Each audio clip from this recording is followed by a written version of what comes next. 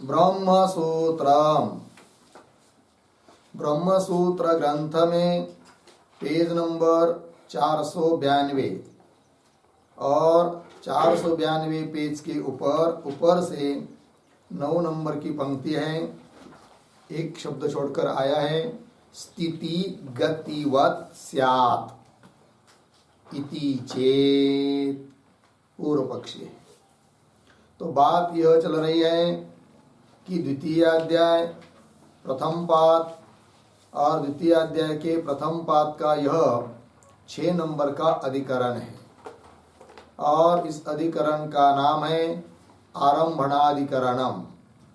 और प्रत्यक्षादि प्रमाणों के द्वारा भी अद्वैत वेदांत का जो समन्वय बताया है ब्रह्म में, उसके साथ विरोध नहीं होता है।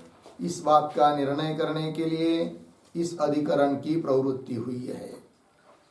जबकि पूर्व पक्षी कहता है कि प्रत्यक्षादि प्रमाण इत्यादि को के लिए, प्रत्यक्षादि प्रमाण आदियों के लिए अप्रामाण्य न आवे, अतः भेद सहित अभेद मानना चाहिए।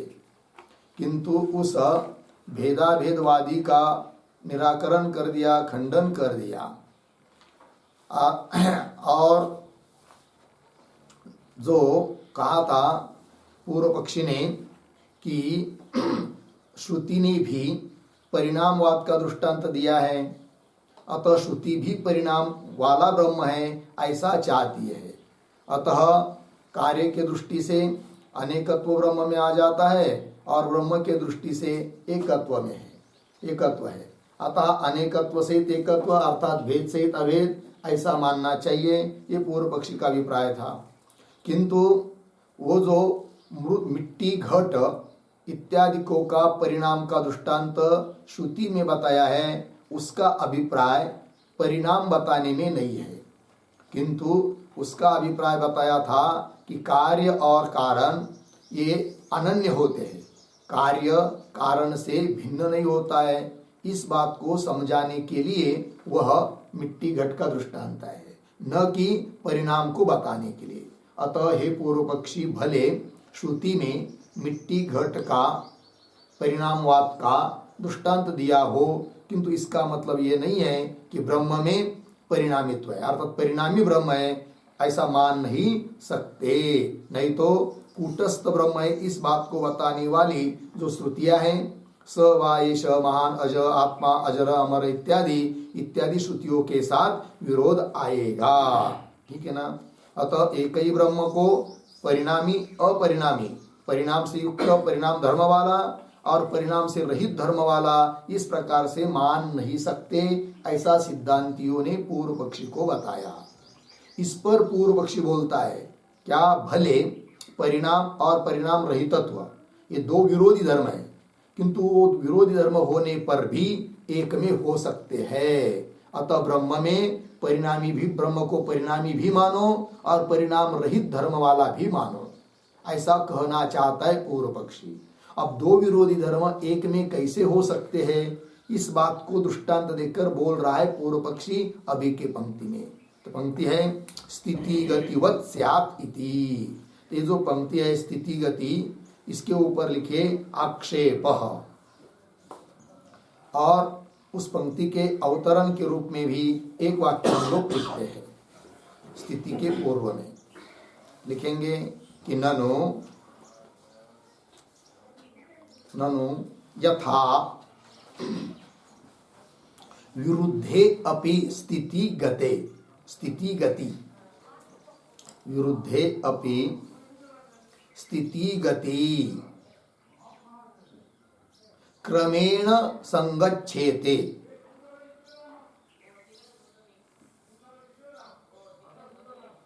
क्रमेण संगच्छेते अर्धविराम इति दृष्टान्तेन, इति दृष्टान्तेन सृष्टौ सृष्टौ ब्रह्मणि परिणामित्वं, परिणामित्वं प्रलये प्रलये तद्राहित्यं च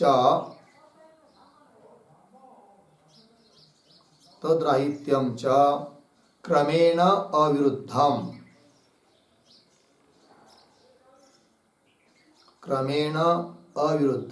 इति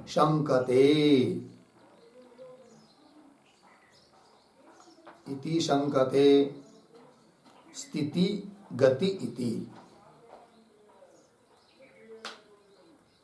देखो भाई क्या कहता है पूर्व पक्षी कि ननो यथा जिस प्रकार विरुद्धे अपि स्थिति गति, स्थिति और गति ये दो धर्म विरुद्ध है। एक ही व्यक्ति में एक ही काल में ये दो धर्म हो नहीं सकते।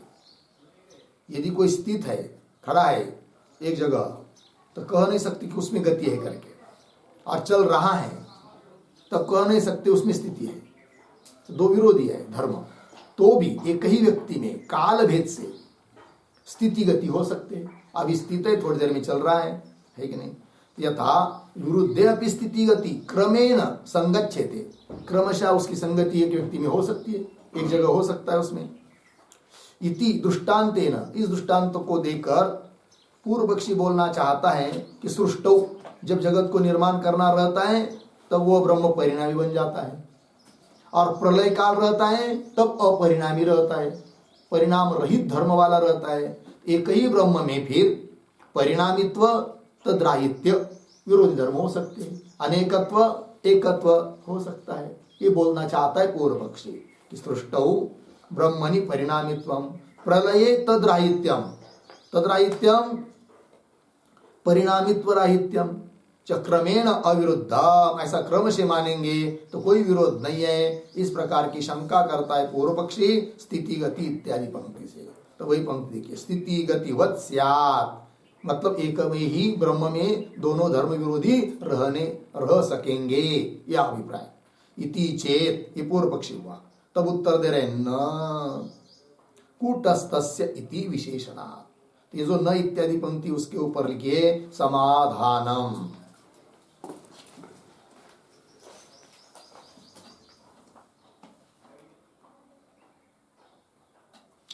और किस बात को मन में रखकर उत्तर दे रहे सिद्धांती, तो भी समझने के लिए न के पूर्व में एक छोटा वाक्य लिखते हो उत्तरा। कूटस्थस्य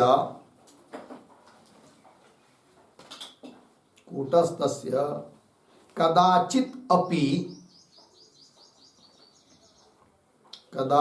अपि विक्रिया न युक्ता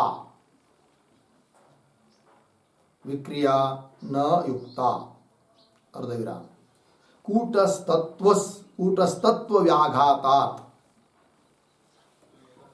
कूटस्थत्व व्याघातात इति आह न इति। कूटस्थत्व व्याघातात इति आह न इति। ठीक है, देखो भैया अर्थ। कूटस्थस्य कदाचित अपि, कूटस्थ में कभी भी विक्रिया विकार परिणाम नहीं हो सकता है। नहीं तो उसको कूटस्थ कहना ही व्यर्थ हो जाएगा, व्याघात हो जाएगा। एक तरफ बोलना वो कूटस्थ है मतलब निर्विकार है, कूटस्थ शब्द का अर्थ निर्विकार होता है, तो उसको एक बार निर्विकार कूटस्थ कहना और पुनः उसको विकार मानना ये उचित नहीं है। तो वही करे ना, क्यों कूटस्थस्य इति विशेषणात्, श्रुति में कूटस्थस्य ऐसा विशेषण दिया है, उस परमात्मा को कूटस्थ करके बताया है, अतः उसमें कभी भी विक्रिया विकार परिणाम मान नहीं सकते। ठीक है, आगे चलिए। न कूटस्थस्य इति विशेषणात्, आगे नहीं कूटस्थस्य ब्रह्मणः स्थिति गतिवद अनेक धर्माश्रयत्वं संभवती के साथ नहीं कान्वय। तो कूटस्थस्य ब्रह्मणः, कूटस्थ स्वरूप ब्रह्म में स्थिति गति की तरह अनेक धर्माश्रयत्वं न संभवती, अनेक धर्म का आश्रय विरोधी धर्म का आश्रय ब्रह्म हो नहीं सकता, ये बात। तो न संभवती इत्यादि वाक्य पूरा हुआ। उसके ऊपर एक वाक्य लिखते हम लोग टिप्पणी करके, परिणामीनाम ही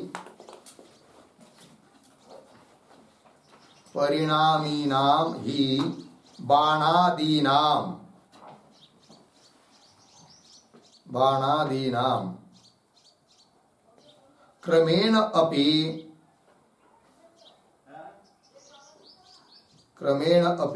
स्थिति गति अर्धविराम न परिणाम अयोग्यस्य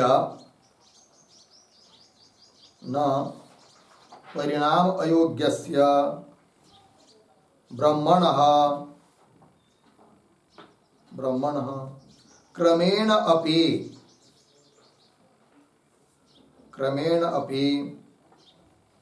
परिणाम तद्राहित्य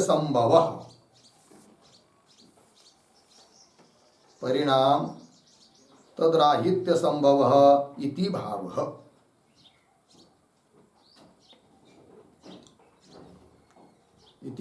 अर्थ देखिए भाई, तो जैसे बाण है वो परिणामी है, और परिणामी होने के कारण क्रमशः उसमें दोनों रह सकते, विरोधी धर्म, स्थिति और गति। कभी स्थिति रखा हुआ है और कभी छोड़ दिया तो गति हो गई। उस प्रकार न परिणाम अयोग्यस्य ब्रह्मणः क्रमेण अपि परिणाम तद्राहित्य संभव। परिणाम होने के लिए अयोग्य ऐसा जो ब्रह्म तत्व, क्योंकि ब्रह्म का परिणाम इसलिए नहीं हो सकता है कि ब्रह्म निरवय है, और परिणाम होता है वो सावयव पदार्थ में होता है, ब्रह्म निरवय है। अतः परिणाम के लिए अयोग्य ऐसा ब्रह्म में क्रमशः भी परिणाम और तद्राहित्य हो नहीं सकता, ये बात बता दी। ठीक, आगे भाष्य में कूटस्थं च नित्यं ब्रह्म सर्व विक्रिया प्रतिषेधात इति अवोचाम। ठीक है, तो थोड़ा शब्दों का अन्वय करेंगे। सर्व विक्रिया प्रतिषेधात, पीछे ब्रह्म और पीछे कूटस्थम नित्यम, कूटस्थम च नित्यम, फिर अंतिम में इति अवोचाम।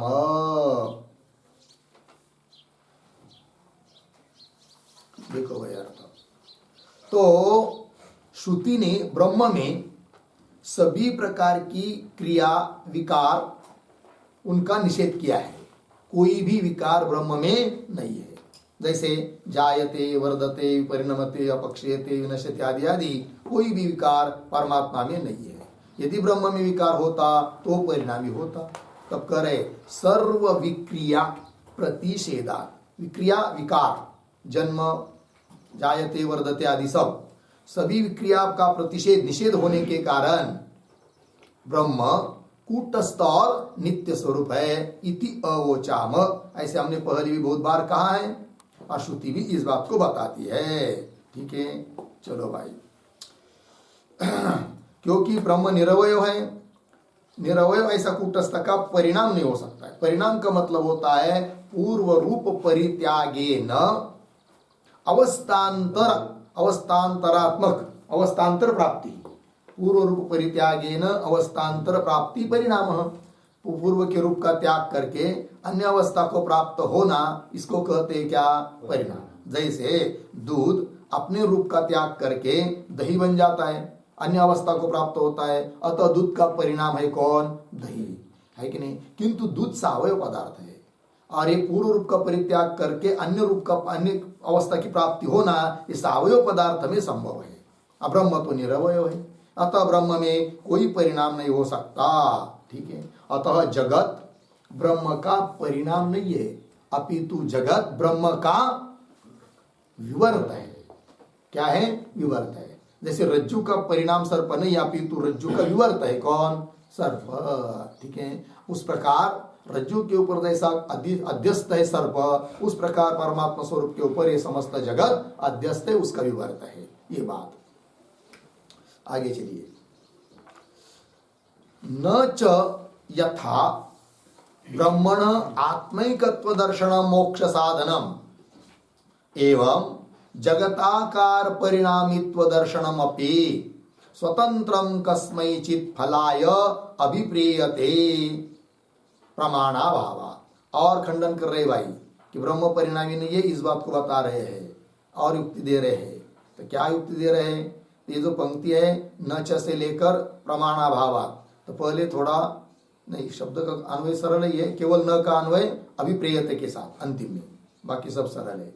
और अवतरण के रूप में एक वाक्य लिख लेते हैं न च के पहले, किंचा किंचा फलवत् निष्प्रपंच ब्रह्मधि शेषत्वेन, निष्प्रपंच ब्रह्मधि शेषत्वेन, शेषत्वेन कौंस में लिखिए सफल प्रपंच रहित ब्रह्म ज्ञान के अंग रूप से, प्रपंच रहित ब्रह्म ज्ञान के अंग रूप से, कौन बन आगे, निष्फलस्य जगतः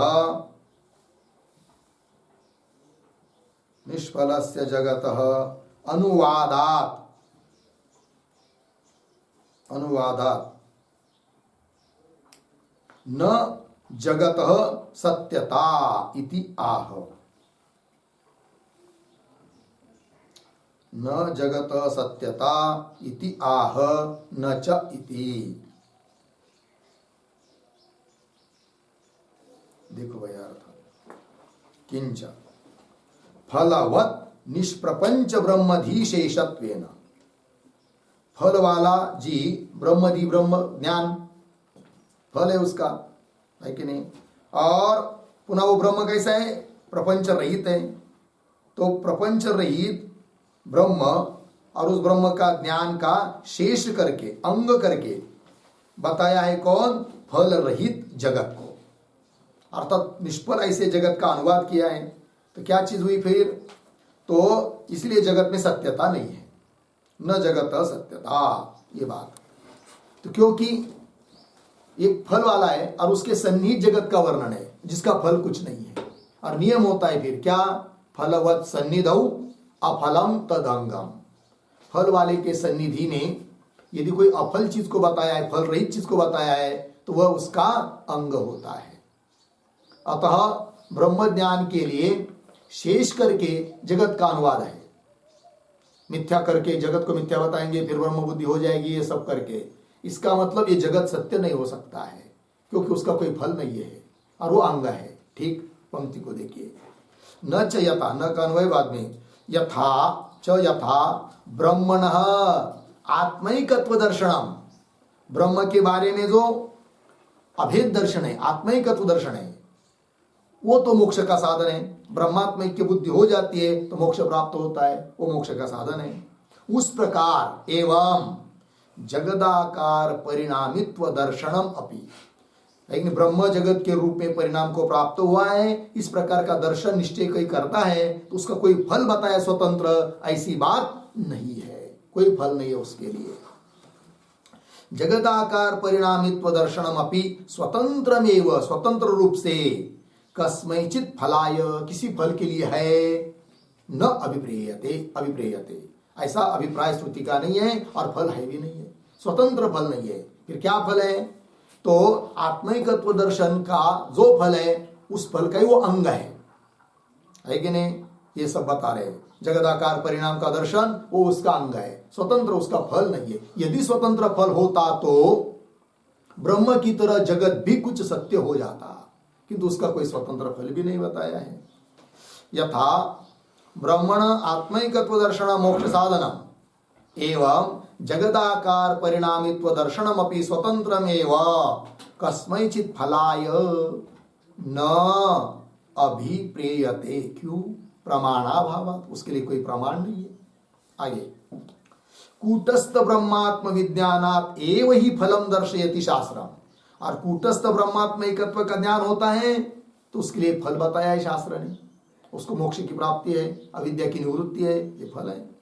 तो पंक्ति देखिए पूरी, बाद ज्ञान हुए, कूटस्थ ब्रह्मात्मत्व विज्ञानात् एव ही फलम दर्शयति शास्त्रम, स एषा न इति आत्मा इति उपक्रम्य अभयम वै जनक प्राप्तोसी इति एवं जातीयकम।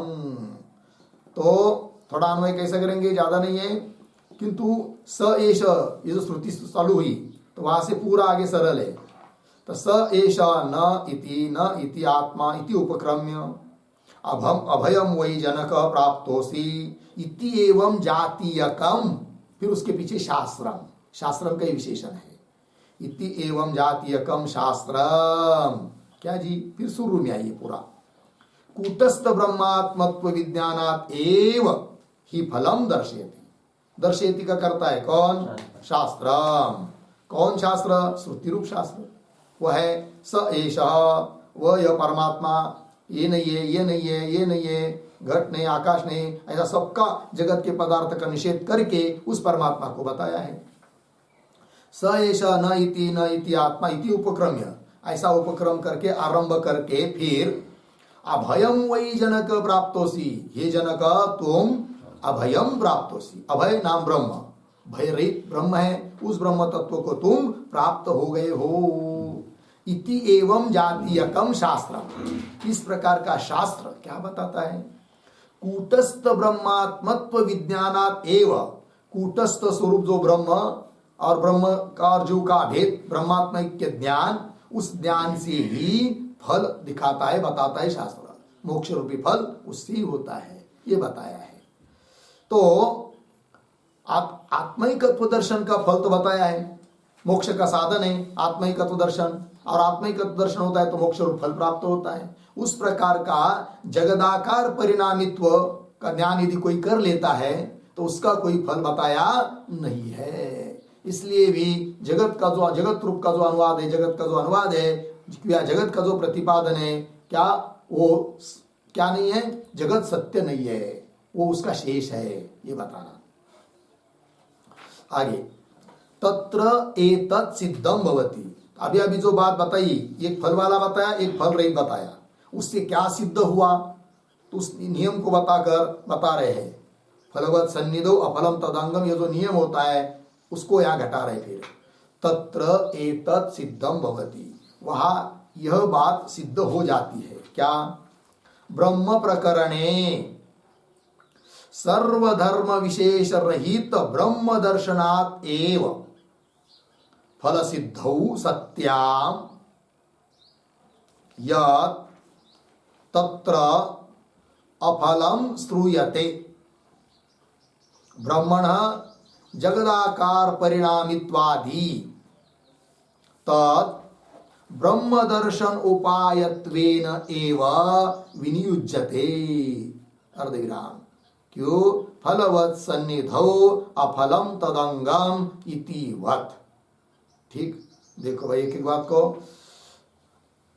पंक्ति शुरू से, तत्र एतत् सिद्धम भवति, अभी जो ऊपर बताया उसमें यह सिद्ध हो जाता है कि क्या, ब्रह्म प्रकरणे, ब्रह्म प्रकरण में सर्वधर्म विशेष रहित ब्रह्म दर्शनात् एव, सभी धर्मों से, सर्वधर्म से रहित, सर्वधर्म से, धर्म के विशेष से रहित ऐसा जो ब्रह्म जिसमें कोई धर्म नहीं है, तो विशेष से रहित ऐसे ब्रह्म दर्शनात् एव, उस प्रकार के ब्रह्म के ज्ञान से ही फल सिद्धौ सत्याम, फल की सिद्धि हो जाती है। तो फल सिद्धौ सत्याम, याद तो हुआ। फिर आगे के जो पद है ना उसका थोड़ा अन्वय, आगे क्या है, यत् तत्र अफलम श्रूयते इत्यादि है ना, तो थोड़ा देखिए कैसा पढ़ते हैं। सत्याम, इसके बाद तत्र, फिर पीछे यत्, फिर आगे दो शब्द छोड़कर ब्रह्मणः जगदाकार परिणामित्वादि, फिर पीछे आइए अफलम श्रूयते, अफलम श्रूयते, फिर अंतिम में आगे तद ब्रह्म दर्शन उपायत्वेन एव विनियुज्यते, आगे सरल है। देखो भाई एक एक बात को,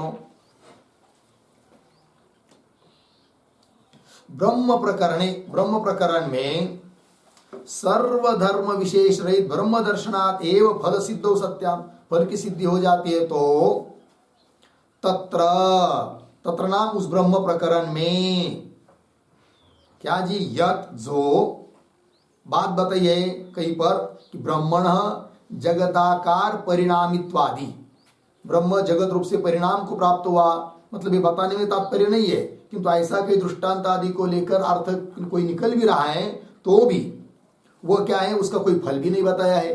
किसका? जगदाकार परिणामित्वादि का कोई फल वहां पर बताया नहीं है, अफल है, वो फल रहित है। तो अफलम श्रूयते है कि नहीं? फिर उससे क्या होगा? अफलम श्रूयते, फिर आगे तत् ब्रह्म दर्शन उपायत्वेन, तत् मतलब अफलम ब्रह्मण जगदाकार परिणामित्वादि अफलम, ब्रह्म का जगत आदि के रूप में परिणाम इत्यादि जो अफल वस्तु बताइए, फल रहित वस्तु बताइए, तद वो सब क्या है जी? ब्रह्म दर्शन उपायत्वेन, क्योंकि उसी ब्रह्म प्रकरण में ब्रह्म दर्शन का फल तो बताया है और ब्रह्म का परिणामित्वादि जो अफल चीज है उसका तो कोई फल नहीं है, अफल है वो, है कि नहीं? तो वो होता है, हो जाएगा क्या कि फल वाले के सन्निहित में जो फल रहित बताया जाता है वह फल रहित उस फल वाले का क्या बन जाता है? अंग। जैसे कि दर्श पूर्णमास याग होता है, उसका विधान किया है कि नहीं? और उसका फल भी बताया है स्वर्ग आदि, तो फल वाले का विधान है दर्श पूर्णमास याग का। किंतु उसी दर्श पूर्णमास याग के प्रकरण में प्रयाजादि 5 अंगों का भी विधान है, जबकि उन प्रयाजादि अंगों का कुछ फल बताया नहीं है। फिर ऐसे स्थिति में फल वाला जो दर्श पूर्णमास याग, उसके लिए वो अंग बन जाते कौन? प्रयाजादि। फलवत सन्निधौ अफलम तदंग। उस प्रकार यहां पर भी ब्रह्म प्रकरण में ब्रह्मात्मैकत्व दर्शन का तो फल बताया है और ब्रह्म का जगदाकार परिणामित्वादि जो बताया है उसके लिए कोई फल नहीं बताया है। फिर यहां पर भी उस ब्रह्मात्मैकत्व दर्शन का अर्थात फल वाला जो ब्रह्मात्मैकत्व दर्शन है उसका अंग बन जाएगा कौन? ब्रह्म का परिणामित्वादि कथन, ये उसका अंग बन जाएगा। ठीक है, अर्थात ब्रह्म का जो ये मिट्टी घट का दृष्टांत देकर ये जो बताया है परिणाम, वो परिणाम बताने के लिए नहीं है, अपितु ब्रह्मात्म के ज्ञान ये न के न प्रकार से साधक को हो जाए इसके लिए बताया है। अतः ब्रह्म ज्ञान का ये सब परिणाम का कथन आदि अंग बन जाता है, स्वतंत्र उसका कोई फल न होने से। ठीक, पंक्ति को देखिए, फल सिद्धौ सत्याम तत्र ब्रह्मण जगदाकार परिणामित्वादि अफलम श्रूयते। अफल चीज को श्रुति बता रही है। फिर वो सब तद जो अफल है तद ब्रह्म दर्शन उपायत्वेन, ब्रह्म ज्ञान का वो उपाय है कि नहीं? उपायत्वेन एवं विनियुज्यते, उपाय के रूप में उसका विनियोग करते हैं, उपयोग करते हैं। क्यों? नियम फलवत् सन्निधौ अफलम तद अंगम इति, फल वाले के सन्निहित में जो फल रहित बताया जाता है वो उसका अंग होता है, इस नियम से। आगे, न तो स्वतंत्रम फलाय कल्प्यते इति, है कि नहीं? वो जो ब्रह्म का परिणामित्वादि बताया है उस ब्रह्म प्रकरण में उसका कोई स्वतंत्र फल है ऐसी कल्पना कर नहीं सकते। न तो स्वतंत्रम फलाय कल्प्यते इति, हो गया यहां तक। अब आगे, नहीं तो नहीं परिणामवत्व विज्ञानात् परिणामवत्वम आत्मना फलम स्यात् इति वक्तुम युक्ता। ठीक है, अब ये जो नहीं इत्यादि पंक्ति आ रही है आगे की, उस पंक्ति के द्वारा सिद्धांती क्या कहना चाहते हैं उस बात को समझने के लिए नहीं के पूर्व में एक वाक्य लिखते हैं अवतरण के रूप में। लिखेंगे उद्धरण चिन्ह में, तम तत्तम यथा यथा तम यथा यथा उपासते, तम यथा यथा उपासते, यथा यथोपासते तदेव भवति, तदेव भवति। उद्धरण चिन्हवान, इति श्रुतेः ब्रह्मणः परिणामित्व विज्ञानात् परिणामित्व विज्ञानात् तत्प्राप्ति कौंस में लिखिए परिणाम प्राप्ति कौंस बन विदुषः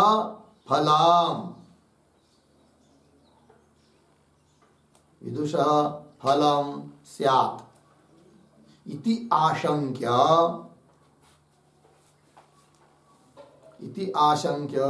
आह नहि इति आशंक्य आह नहि इति। ठीक,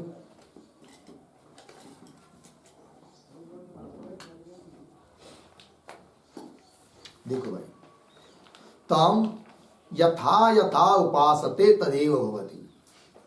एक नियम है, श्रुति है। क्या कहती है श्रुति? तम उस परमात्मा को जो व्यक्ति जिस जिस प्रकार से उपासना करता है उस परमात्मा की, तद एव होती, उसको वैसा वैसा ही फल मिलता है, वही प्राप्ति होती है। ये श्रुति कह रही है। इति श्रुति है, इस श्रुति के अनुसार क्या जी? ब्रह्मण परिणामित्व विज्ञान। पूर्व पक्षी बोल रहा है ब्रह्म परिणामी है इस प्रकार का विज्ञान। विज्ञान शब्द का अर्थ करेंगे उपासना। तो ब्रह्म परिणामी है इस प्रकार की यदि कोई उपासना करता है तो उस उपासक को तत्प्राप्ति, उस परिणाम भाव की क्या होगी? प्राप्ति होगी। परिणाम ब्रह्म की प्राप्ति होगी, है कि नहीं? विदुषा फलम, ऐसे उस जानने वाले विद्वान को फल हो जाएगा। इति आशंक्य, ऐसी शंका करके करता है कोई, तो उसके लिए फिर बता रहे, उत्तर दे रहे नहीं इत्यादि पंक्ति से भाष्य में। तो पंक्ति को पढ़ते हैं। नहीं परिणामवत्व विज्ञानात् परिणामवत्वम आत्मन फलम स्यात् इति वक्तुम युक्तम। क्यों? कूटस्थ नित्यत्वात् मोक्षस्य। थोड़ा अन्वय कर लेते हैं, नहीं को छोड़कर आगे। परिणामवत्व विज्ञानात्, एक शब्द छोड़कर आगे, आत्मनः, पीछे परिणामवत्वम, आगे फलम स्यात् इति वक्तुम, फिर वाक्य के आरंभ का नहीं, युक्ताम, फिर आगे मोक्षस्य, पीछे कूटस्थ नित्यत्वात्। ठीक है, देखो भाई अर्थ। तो परिणामवत्व विज्ञानात्, तो ब्रह्म परिणामी है ऐसा कोई ज्ञान प्राप्त कर लेता है या कोई उपासना कर लेता है तो आत्मनः, उस आत्मा में परिणामवत्वम फलम स्यात्, उसको परिणाम रूपी फल प्राप्त होगा। इति वक्तुम नहीं युक्तम, ऐसा कह नहीं सकते। क्यों? इसलिए कि मोक्षस्य कूटस्थ नित्यत्वात्। मोक्ष क्या चीज है? उस परिणाम रूप ब्रह्म को जानेंगे या उसकी उपासना करेंगे, उसको कूटस्थ रूप ब्रह्म की प्राप्ति नहीं होगी, अर्थात मोक्ष की प्राप्ति नहीं होगी। क्योंकि मोक्ष का स्वरूप ही है क्या? कूटस्थ नित्यत्व की प्राप्ति। ब्रह्म है कि नहीं? निर्विकार नित्य ऐसे ब्रह्म स्वरूप हो जाना, यही तो है क्या? मोक्ष। और उसको यदि परिणामित्व की प्राप्ति होती है तो उसको मोक्ष प्राप्त नहीं होगा फिर। और दूसरे अनित्य दुख आदि स्वरूप फल की प्राप्ति उसको होती है, यह कहना भी उचित नहीं है। मोक्षस्य कूटस्थ नित्यत्वात्, ये बात बताई। इसके ऊपर एक टिप्पणी लिखते छोटी सी। ब्रह्मविद उद्धरण चिन्ह में, ब्रह्मविद आपनोति परम, ब्रह्मविद आपनोति परम, उद्धरण चिन्ह बंद। तैतरीय 2:1:1 आगे। इति कूटस्थ नित्य मोक्ष फल संभवे, इति कूटस्थ नित्य मोक्ष फल संभवे दुख अनित्य, दुख अनित्य परिणामित्व फल कल्पना, परिणामित्व फल कल्पना अयोगात्, अयोगात् इति भावः। ठीक है, देखो भाई, तो श्रुति कहती है तैत्तरीय उपनिषद में कि ब्रह्मविद आपनोति परम, ब्रह्मवेत्ता उस परमात्मा को ही प्राप्त हो जाता है। इस प्रकार श्रुति बता रही है कि कूटस्थ नित्य ऐसा मोक्ष रूप फल को श्रुति बता रही है। और ऐसा मोक्ष रूपी फल यदि है तो परिणामी आदि कोई अन्य फल की कल्पना करना उचित नहीं है, क्योंकि उस ब्रह्मरूप फल को छोड़कर बाकी का फल कैसा होगा? दुख, अनित्य, परिणामित्व, ऐसे फल की कल्पना करना उचित नहीं है। अयोगात् इति भाव। ठीक, आइए भाई, तो भाष्य में कूटस्थ नित्यत्वात् मोक्षस्य, आगे चलिए। कूटस्थ ब्रह्मात्मवादिनः एकत्व ऐकान्त्यात् इशित्री इशितव्याभावे ईश्वर कारण प्रतिज्ञा विरोध इति चेत। पूर्व पक्षी बोल रहा है, तो ये जो पंक्ति चालू हुई कूटस्थ ब्रह्म इत्यादि, उसके ऊपर लिखिए आक्षेप।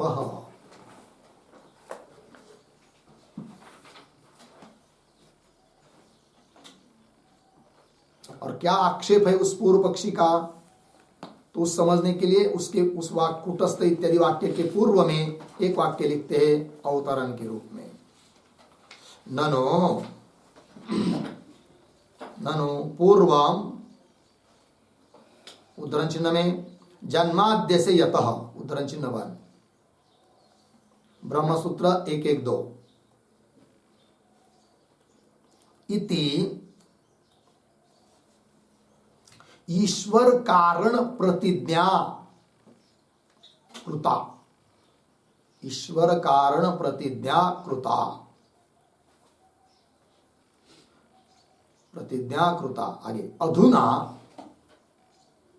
अधुना उद्धरण चिन्ह में तद अनन्यत्वम, उद्धरण चिन्ह 1 ब्रह्मसूत्र 2:1-14, जिस सूत्र का भाष्य हम लोग अभी पढ़ रहे हैं 2:1-14। आगे इति अत्यंताभेद प्रतिपादने, अत्यंताभेद प्रतिपादने इशित्री इशितव्य भेदाभावात्, इशित्री इशितव्य भेदाभावात् तद्विरोधः, तद्विरोधः कौंस में लिखिए प्रतिज्ञा विरोधः, प्रतिज्ञा विरोधः कौंस बन स्यात् इति शंकते, इति शंकते कूटस्थ इति। ठीक, देखो भाई क्या अभिप्राय है शंका करने वाले का। वो कहता है कि ननु पूर्वम, मतलब पहले अध्याय में, पहले पाद में, दूसरे सूत्र में आपने कहा है जन्माद्य से यतः, अर्थात जगत के जन्मादि जिससे होते हैं, अर्थात जगत को बताया और उसका कारण परमात्मा को बताया, ईश्वर को बताया।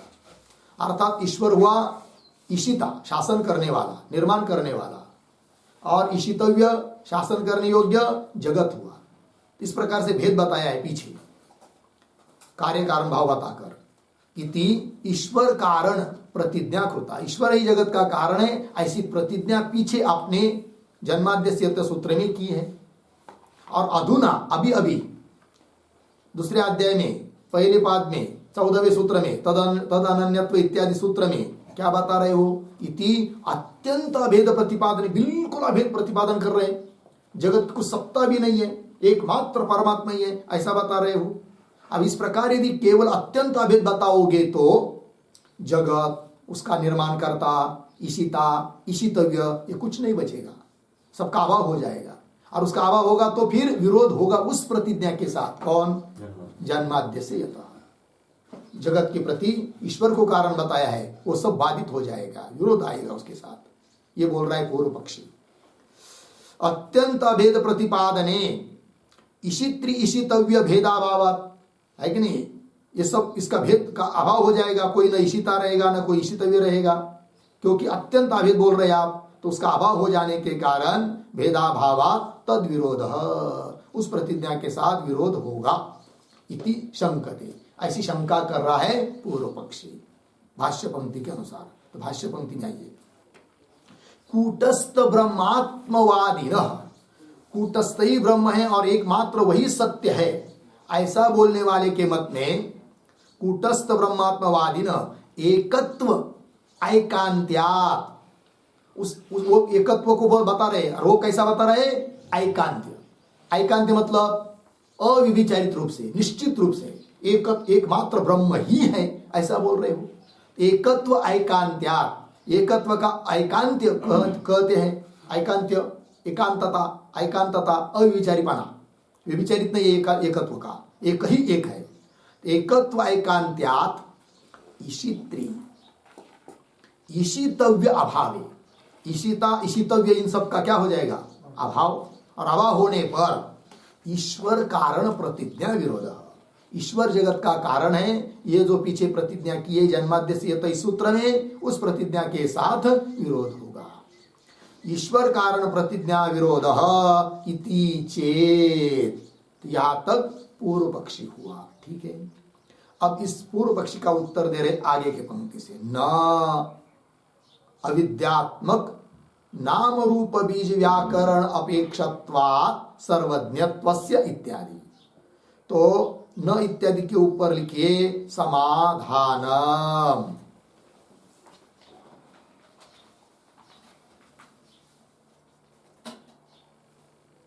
समाधान, ठीक है। अभी जो समाधान दिया जा रहा है न इत्यादि पंक्ति से, तो उसके पूर्व में भी एक वाक्य लिखते हैं अवतरण के रूप में, कौन बात मन में रखकर समाधान करना है समझ में आएगा। लिखते हैं, कल्पित द्वैतम अपेक्ष,